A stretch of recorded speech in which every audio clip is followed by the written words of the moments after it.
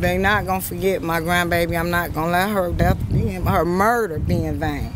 Cause she didn't just die, she was murdered. She was murdered and the cop got away with it.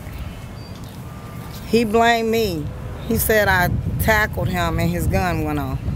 My uncle right here, he was killed in 2011 by NYPD officer undercover who never identified himself. My uncle heard the cries for help from somebody that he knew. It was a neighbor of him calling for help. My uncle went to help him, and the undercover officer who never identified himself just turned around and shot him in the stomach one time and murdered him, and he died 12 hours later. I have a photo here of Craig Bickerstaff. He was killed on January 27, 2002 on Lee Avenue.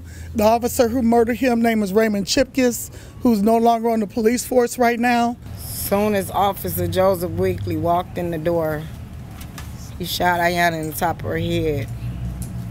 And I laid down on that floor and told them she had been shot, screaming and hollering, help my grandbaby. I watched the light and the light leave out of her eyes.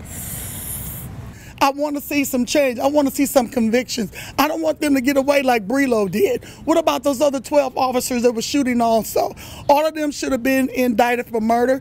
He should have been indicted for abuse of course because the individuals were already dead. What did they do? He got acquitted. We know why he got acquitted. We have to have this type of brutalness from the Cleveland police stop. It has to be ended, and it has to be ended now. I mean, it's happening all over the world, and it's not just my grandbaby. It's other Ayannas. The point of this tour is to raise awareness for Rise Up October in New York City. The reason why Cleveland is the first stop on this tour is because this is the spot where many officers have not been indicted for the murders of people, one person being a 12-year-old boy, Tamir Rice, who died at this very spot.